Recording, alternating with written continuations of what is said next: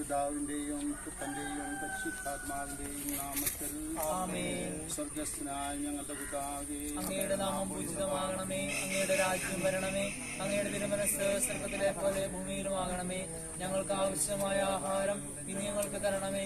ഞങ്ങളുടെ കടക്കാരോട് ഞങ്ങൾ ക്ഷമിച്ചിരിക്കുന്നത് പോലെ ഞങ്ങളുടെ കടങ്ങളും പാപങ്ങളും ഞങ്ങളോടും ക്ഷമിക്കണമേ.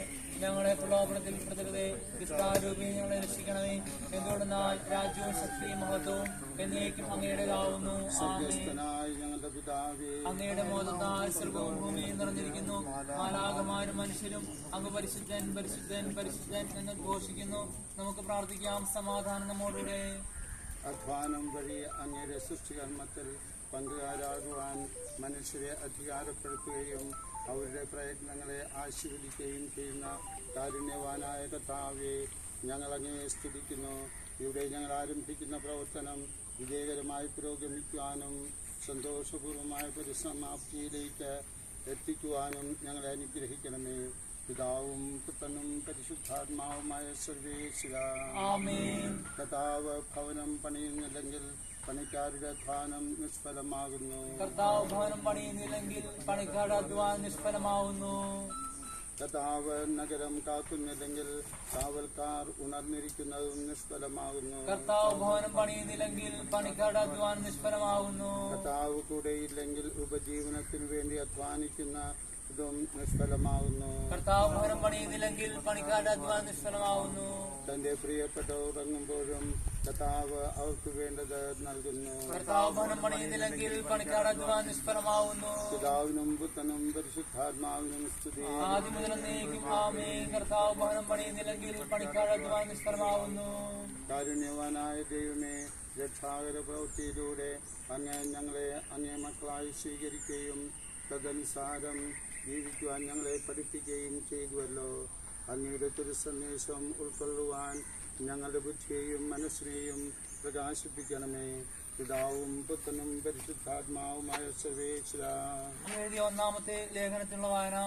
അതിനാൽ സജീവശിലയായ അവനെ നമുക്ക് സമീപിക്കാം. മനുഷ്യർ തിരസ്കരിച്ചതും ദൈവം തിരഞ്ഞെടുത്തതുമായ അമൂല്യശിലയാണവൻ. നിങ്ങൾ സജീവശീലകൾ കൊണ്ടുള്ള ഒരു ആത്മീയ ഭവനമായി പടുത്തുയർത്തപ്പെടട്ടെ. യേശുക്രിസ്തു വഴി ദൈവത്തിന് സ്വീകാര്യമായ ബലിയർപ്പിക്കുന്നതിന് വിശുദ്ധമായ ഒരു പുരോഹിത ജനമാവുകയും ചെയ്യട്ടെ.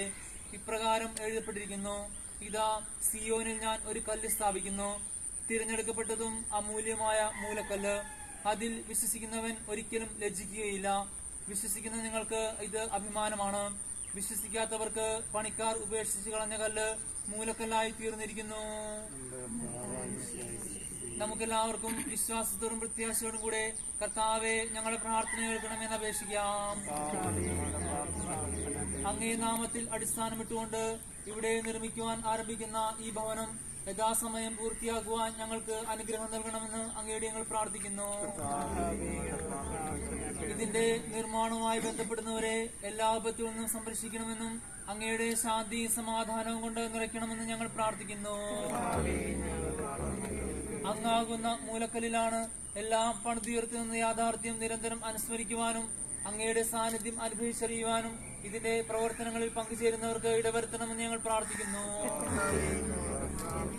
അങ്ങയുടെ വചനത്തിൽ അടിയുറച്ച് വിശ്വസിക്കാനും എല്ലാം അങ്ങയുടെ നാമത്തിൽ ചെയ്യുവാനും ഞങ്ങൾ അനുഗ്രഹിക്കണമെന്ന് ഞങ്ങൾ പ്രാർത്ഥിക്കുന്നു.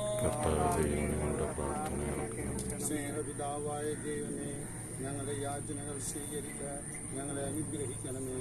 അങ്ങയുടെ മാർഗത്തിൽ നിന്ന് വ്യതിചലിക്കാതെ ജീവിക്കുവാനും അങ്ങേ മഹത്വപ്പെടുത്തുവാനും ഞങ്ങൾക്ക് ഇടയാകട്ടെ. ആമേൻ. സകലതും സൃഷ്ടിക്കുകയും പരിപാലിക്കുകയും ചെയ്യുന്ന ദൈവമേ, പരദീസായിൽ ആദ്യത്തെ കുടുംബത്തെ സ്ഥാപിച്ചുകൊണ്ട് മനുഷ്യവംശത്തിന്റെ അടിസ്ഥാന ഘടകം കുടുംബമാണെന്ന് അങ്ങ് വ്യക്തമാക്കിയല്ലോ. ഒരു കുടുംബത്തിന്റെ വാസത്തിനായി പണിയുവാൻ പോകുന്ന ഭവനത്തിന്റെ അടിസ്ഥാന ശില അങ്ങ് ആസ്വദിക്കണമേ. ഈ മൂലക്കല്ലിൽ പണിതുയർത്തുന്ന ഭവനം ഉറപ്പുള്ളതും സുരക്ഷിതവുമായിരിക്കട്ടെ. പണികൾ യഥാസമയം പൂർത്തിയാക്കുവാൻ അങ്ങയുടെ അനുഗ്രഹാശിസുകൾ ഇവർക്ക് നൽകുകയും അങ്ങയുടെ കൃപാവരത്താൽ ഇവരെ കാത്തു പരിപാലിക്കുകയും ചെയ്യണമേ, ഇപ്പോഴും എപ്പോഴും നയിക്കും.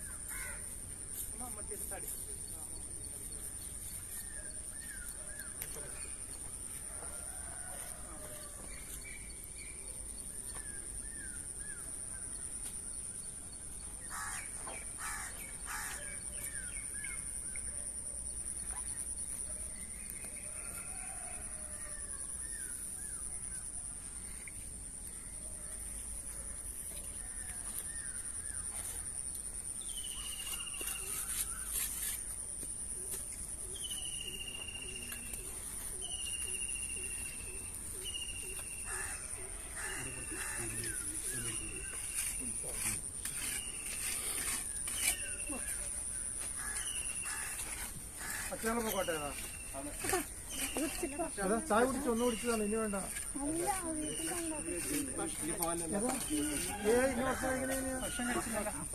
രാവിലെ കഴിഞ്ഞതാണത്. അങ്ങനെ കഴിക്കുന്നതിന് മോശമല്ല, അതും കേട്ടോ അല്ലേ? രാവിലെ ബ്രേക്ക്ഫാസ്റ്റ് കഴിച്ചു പിന്നെ വീണ്ടും കഴിക്കുന്നൊക്കെ പറയുന്നത് നമ്മൾ ചൈതന്യത്തിന് ഇറക്കിയാലത് പൊക്കോട്ടെ അവിടെ പോകാനുള്ളതല്ലേ കേട്ടാ പൊക്കോട്ടെ വെഞ്ചിരിപ്പ് പറഞ്ഞു വീട് വെഞ്ചിരിപ്പിന് നമ്മൾ ഇവിടെ നിന്ന് എല്ലാം കഴിച്ചിട്ട് പോകും കേട്ടോ